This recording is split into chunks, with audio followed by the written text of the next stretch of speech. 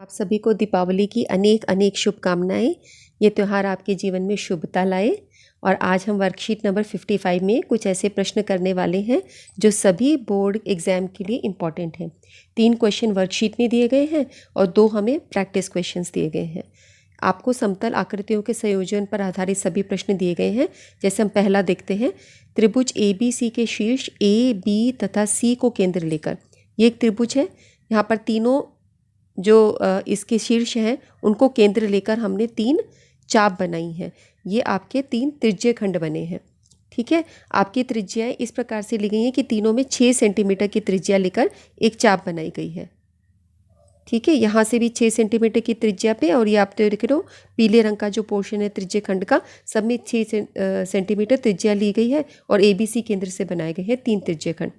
यदि आपको AB भुजा दे रखी है, BC दे रखी है और CA दे रखी है, तो बैंगनी रंग वाले छायांकित भाग का क्षेत्रफल निकालना है। तो आप देखो, बैंगनी रंग का हम तब निकाल सकते हैं जब हम पूरे त्रिभुज के क्षेत्रफल में से पीले रंग के 3 त्रिज्य खंड को घटा दें। तो त्रिभुज का क्षेत्रफल हम कैसे निकाल सकते हैं? हाफ आधार गुना ऊंचाई के हिसाब से। बैंगनी रंग का क्षेत्रफल हम निकालेंगे त्रिभुज का क्षेत्रफल माइनस 3 त्रिज्य खंड का क्षेत्रफल। अब त्रिभुज का क्षेत्रफल में हाफ आधार गुना ऊंचाई क्यों लगा रहे हो आप?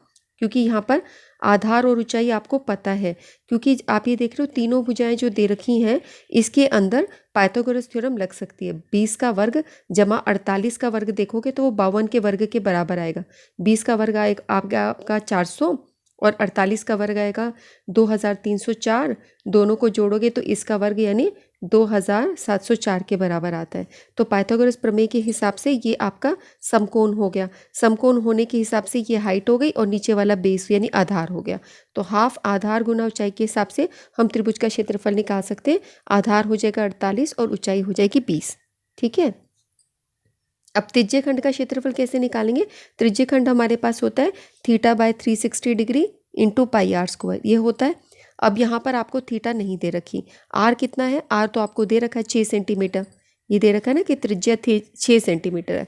तो अब प्रश्न है थीटा नहीं दे रखा। अच्छा, अब दूसरे त्रिज्य खंड का निकालोगे तो उसमें भी वही θ/360 डिग्री पाई आर स्क्वायर रहेगा। तो आप ये देखो, पहले वाले को θ1 मान लो, दूसरे वाले को θ2 करके मान लो और तीसरे वाले को θ3 करके मान लो। तो इस तरीके से 3 त्रिज्य खंड का क्षेत्रफल हम निकाल सकते हैं।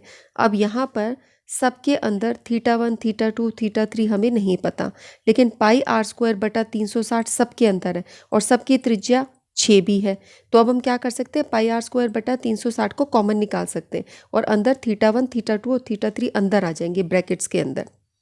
और अब ये प्रश्न बहुत आसान हो जाएगा, क्योंकि θ1, θ2 और θ3 क्या है? एक त्रिभुज के 3 कोण हैं और त्रिभुज के तीनों कोणों का जोड़ कितना होता है? 180। तो अब हमने ये पाई आर स्क्वायर और 360 को बाहर कॉमन निकाल दिया है और तीनों का जोड़ 180 कर दिया। तो अब आप यहाँ पर देखो, ये हमने हल किया त्रिभुज का क्षेत्रफल। 2 का पहाड़ा 24 तक गया, यहाँ पर ये कटा और 24 को जब हमने 20 से गुना किया तो 480 आ गया। तो इतना तो हल हो गया त्रिभुज का क्षेत्रफल। इस तरफ में तुम्हारा 22/7, आर की वैल्यू 6 गुना 6 और ये 360, और यहाँ पे तीनों को गुना करके 180। तो तुम्हारे 180 यहाँ पे 2 पे काटेगा और 2 का पाड़ा किसी पे भी काट लो, जैसे 11 पे करा तो तुम्हारे पास 11 गुना 6 गुना 6/7। इसको जब हल करते हो तो वो 56.57 आता है और दिनों को घटाते हो तो 423.43 इसका उत्तर आ गया। ठीक है, सो हमने क्या किया? त्रिभुज के क्षेत्रफल से हमने 3 त्रिज्य खंड का क्षेत्रफल घटाया। त्रिभुज का क्षेत्रफल में हमें ये लॉजिक लगाना पड़ा कि भाई पाइथागोरस प्रमेय लग रही है इसमें, और त्रिज्य खंड के क्षेत्रफल में आपको थीटा नहीं दे रखा था। तीनों को जोड़ के हमने 3 त्रिभुज के तीनों कोणों का जोड़ किया है। ठीक है, तो दोनों में एक एक लॉजिक लगाया। सो इस हिसाब से क्वेश्चन, ये ट्रिकी क्वेश्चंस होते हैं ना, एकदम से माइंड में आपको आते नहीं है। सो ये क्वेश्चन बहुत अच्छा दिया हुआ था। दूसरा क्वेश्चन देखते हैं। यहाँ पर भी क्या है कि एक आकृति आपको दी है जिसमें छायांकित भाग का क्षेत्रफल निकालना है।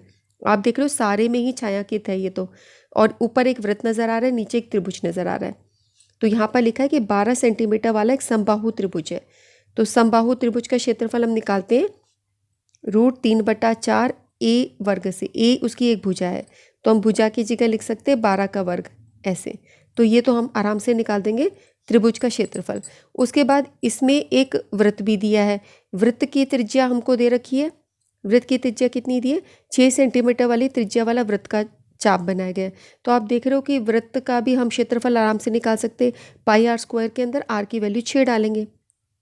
लेकिन जब आप एक बार वृत्त ले लेते हो, आपने पूरे वृत्त को ले लिया और फिर आपने पूरे त्रिभुज को ले लिया, तो आप ये देख रहे हो बीच वाला जो हिस्सा है, लाल वाला हिस्सा, ये डबल बार आ गया। एक बार वृत्त में काउंट हो गया और एक बार त्रिभुज में काउंट हो गया। तो इसको हमें निकालना होगा। और ये है क्या?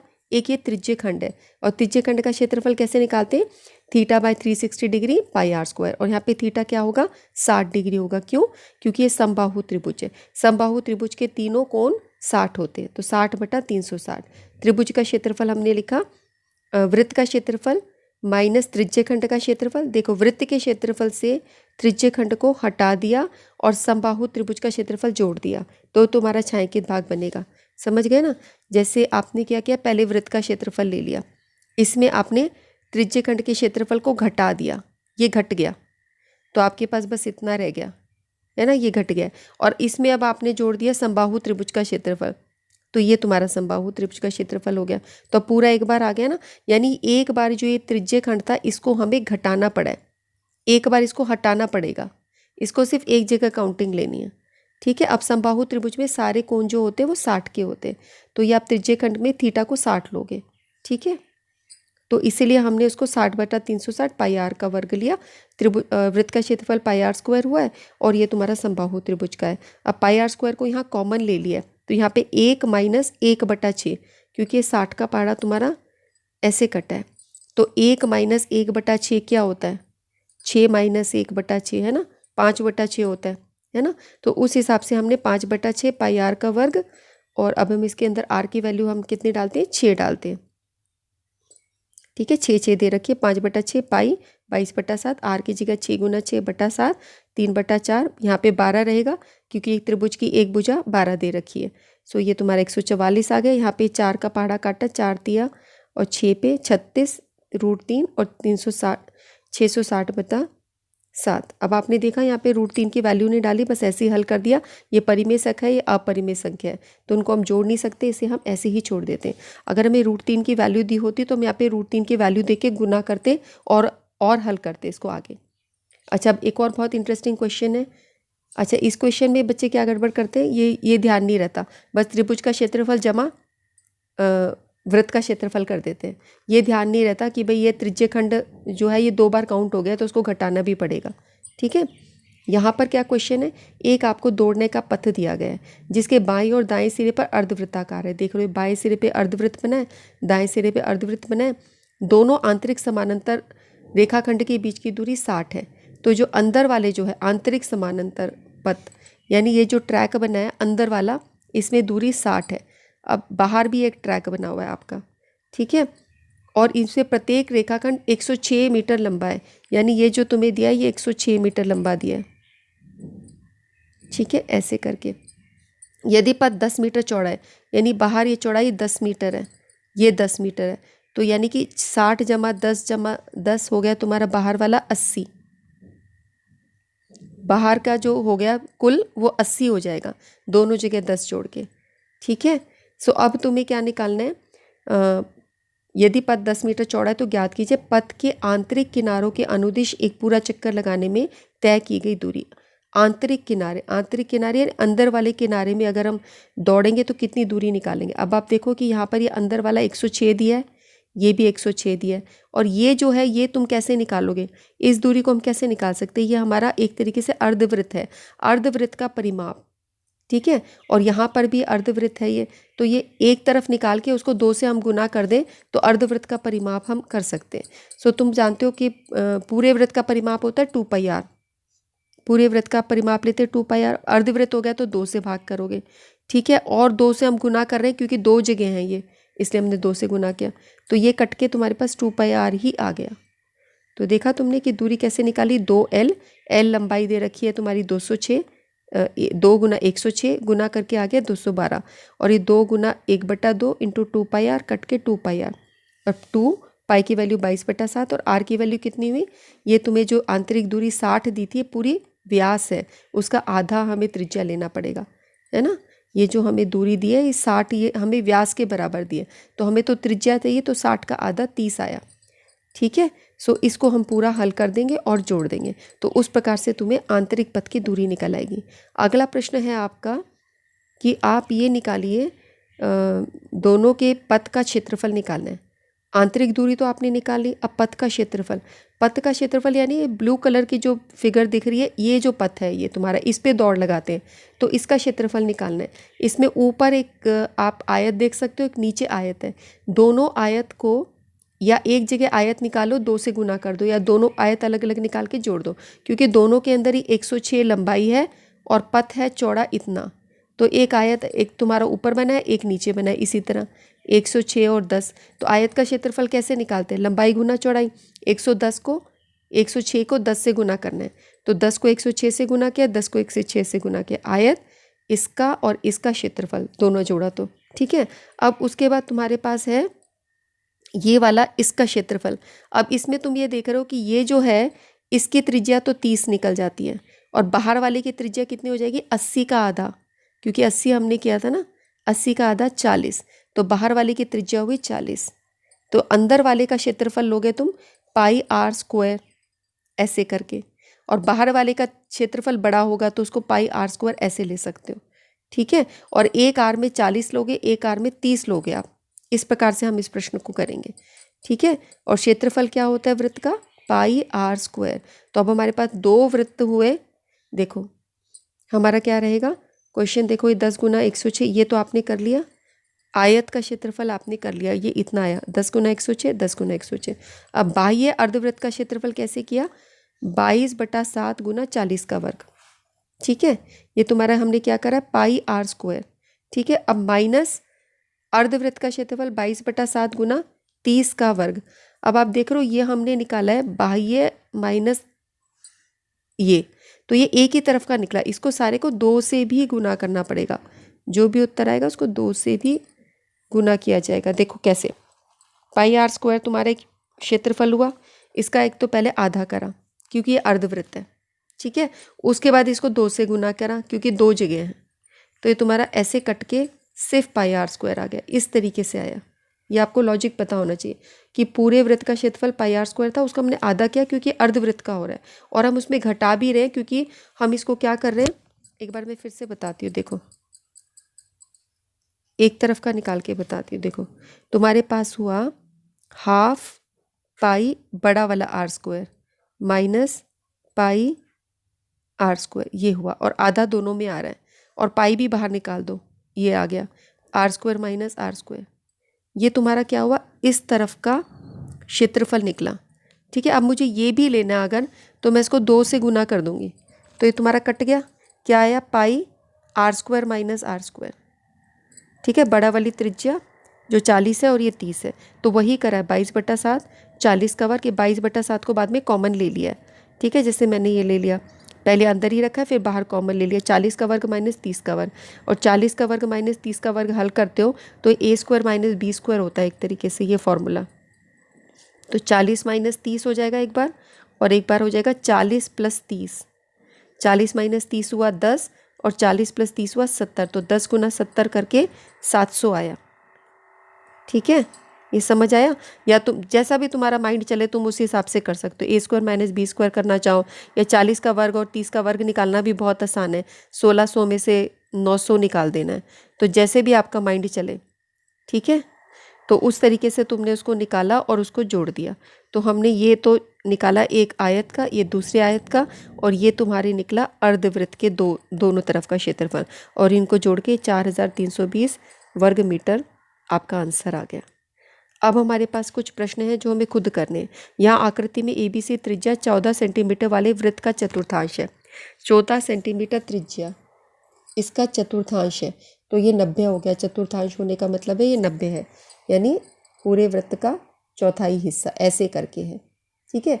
अब BC को व्यास लेकर एक अर्धवृत्त खींचा गया है। BC को व्यास लेकर, आप देख रहे हो अर्धवृत्त बना है AC के आसपास, तो ये गलत लिखा है। BC को व्यास लेके नहीं, ये होना चाहिए AC को व्यास लेके। AC को व्यास लेके, ये वाली लाइन को व्यास लेके एक अर्धवृत्त बना दिया इसके चारों तरफ। तो छायांकित भाग का क्षेत्रफल निकालो। अब इसका क्षेत्रफल निकालने के लिए आप पहले अर्धवृत्त का क्षेत्रफल निकालो, ठीक है।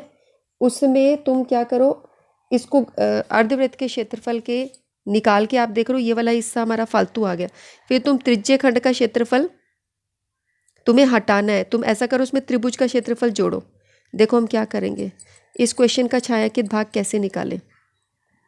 एक तो हमें ये पता चला है कि ये मिस्टेक है, BC नहीं AC होना चाहिए। तो पहले AC का क्षेत्रफल ऐसे निकाल दोगे अर्धवृत्त का, पहले AC का माप निकालोगे कि AC कितना है, उसका आधा लेके त्रिज्या हो जाएगी, इसका क्षेत्रफल निकाल दोगे। फिर इस त्रिभुज के क्षेत्रफल को इसमें जोड़ दोगे, यहाँ पे त्रिभुज का क्षेत्रफल हो सकता है। अब ये जो सफ़ेद वाला पोर्शन है ये पूरा एक त्रिज्य खंड है, इसको घटा दोगे तो तुम्हारे पास सिर्फ ब्लू पोर्शन रह जाएगा। समझ गए? पहले हम अर्धवृत्त का क्षेत्रफल लेंगे, उसको जोड़ देंगे। देखो कैसे कि हमने पूरे अर्धवृत्त का क्षेत्रफल ले लिया यहाँ तक, ठीक है। इसमें ये त्रिभुज का क्षेत्रफल जोड़ देंगे, ये त्रिभुज आ गया। अब तुम देख रहे हो पूरी आकृति ढक गई है, पर हमें तो सिर्फ ब्लू का निकालना है, तो हम ये त्रिज्य खंड को इसमें से घटा देंगे। इस प्रकार से करेंगे, ये 14 है और ये 14 है, ठीक है। करें इस क्वेश्चन को। तो अब आप यहाँ पर देखिए कि पहले हम अर्धवृत्त का क्षेत्रफल के लिए हम AC निकालते हैं, कितना है, ये अगर 14 है, ये अगर 14 है, पाइथागोरस थ्योरम लगाओ और AC निकालो। तो देखो आपको ABCP एक चतुर्थांश है, यहाँ पे इसको हम नाम दे देते हैं, जैसे कि ये आपका नाम कैसे दे देते हैं, इस पॉइंट को हम P दे देते हैं, बाहर वाले पॉइंट की बात करेंगे तो Q, ठीक है। तो ये एक चतुर्थांश है जिसकी त्रिज्या 14 है, तो आपका कोण भी आपको 90 दिया है, तो AC आप निकाल सकते हो। पाइथागोरस प्रमेय लगा दी, AB का वर्ग जमा BC का वर्ग, 14 का वर्ग जमा 14 का वर्ग, ये हमारा 196 आ गया, 2 गुना 196, और ये हो गया 14, 196 तो तुम्हें पता ही है 14 का वर्गमूल होता है, √2 आ गया। और इस प्रश्न को हम ऐसे भी कर पाते, तुम्हें पता ही है किसी भी वृत्त जो होता है, वर्ग जो होता है, उसमें अगर ये A है तो ये √2A होता है, उसके हिसाब से A यहाँ पे 14 हुआ, 14 √2, उसको तो मेंटली भी निकाल सकते हो, ठीक है। अब अर्धवृत्त की त्रिज्या हुई ½ AC, ये जो पूरा AC है इसका आधा इसकी त्रिज्या होगी। जब AC तुम्हारा निकला 14 √2, इसका हाफ कर दो 7 √2, AC की त्रिज्या निकल गई। तो अब तुम्हारे पास AC की त्रिज्या आ गई है, तो अब तुम अर्धवृत्त का क्षेत्रफल निकाल दो। तो हमें छायांकित भाग का क्षेत्रफल कैसे मिलेगा, अर्धवृत्त का क्षेत्रफल जिसका व्यास है AC, उसमें हम त्रिभुज का क्षेत्रफल जोड़ देंगे और त्रिज्य खंड का क्षेत्रफल घटा देंगे जिसकी त्रिज्या है 14 सेंटीमीटर। तो अब तुम्हारा अर्धवृत्त का क्षेत्रफल कैसे निकलता है, πr² का आधा, ½ πr², और त्रिभुज का क्षेत्रफल निकलेगा ½ आधार गुना ऊंचाई, और त्रिज्य खंड होता है 1/4 πr², ठीक है। ये हमने पाई लिखा हुआ है, तो πr², पाई की वैल्यू 22/7, आर की वैल्यू क्या आएगी यहाँ पर, ये 14 का हाफ था 7 √2, ये 7 √2 आएगी, ये हमारा है 7 √2, तो r², 7 √2², ये लिखा है, ठीक है। तो जब तुम इसको हल करोगे तो एक 7 कटेगा, ये 49 का वर्ग है, एक 7 रह जाएगा, और ये 2 और √2 का वर्ग जो है वो भी 2 आ जाएगा, 2 कटेंगे, बहुत आसान कटेंगे, आप इसको आराम से सरल कर सकते हो। तो 22 गुना 7 करके 154 इधर आएगा, और यहाँ पे आधार गुना ऊंचाई, तो आधार तुम्हें पता है ये 14 है और ये ऊंचाई भी 14 है, तो ½ आधार गुना ऊंचाई के हिसाब से लगाओगे तो 2 सत्ते 14 कटेगा, और उन दोनों को गुना करके 98 आ गया। यहाँ पे 1/4 πr², तो 1/4 पाई की जगह 22/7, और r कितना हुआ, ये त्रिज्य खंड में r 14 है, ठीक है। अर्धवृत्त का r 7 √2 था, और यहाँ पे त्रिज्य खंड का r 14 है, बस इतना ही फ़र्क है, यही विजुअलाइज करना है आपको। तो ये 154 आ गया, 154 करके 98 सेंटीमीटर वर्ग आ गया, ठीक है। अगला प्रश्न देखते हैं, 3 वृत्त दिए गए जिनकी त्रिज्या 7 है। तो ये 3 वृत्त हैं जिनकी त्रिज्या 7 है, इस प्रकार खींचे गए कि हर वृत्त 2 वृत्तों को स्पर्श करता है। तो अब आपको बनाना, ये वृत्त लिया तो 2 वृत्तों को स्पर्श कर रहा है, यहाँ पर और यहाँ पे, है ना। इसी तरह ये वृत्त 2 वृत्तों को स्पर्श कर रहा है, ये वृत्त भी 2 वृत्त को, तो यही तरीके से आपके ये बनेंगे। तो आप देख रहे हो बीच में थोड़ी सी जगह रह जाती है, इसके बीच वाले भाग का क्षेत्रफल निकालना है आपको, जो ये पीले रंग का रह गया।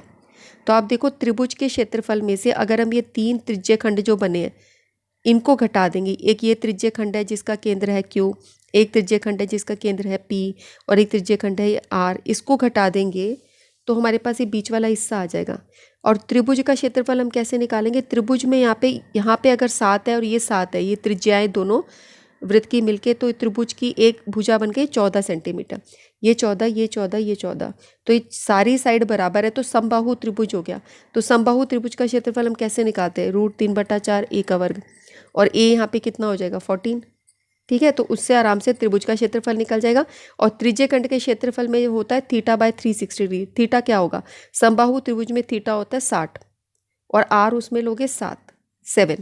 ठीक है, तो ये प्रश्न हमारा होगा छायांकित भाग का क्षेत्रफल। ये छायांकित तो होगा, इसको छायांकित लिखना है आपको, कित।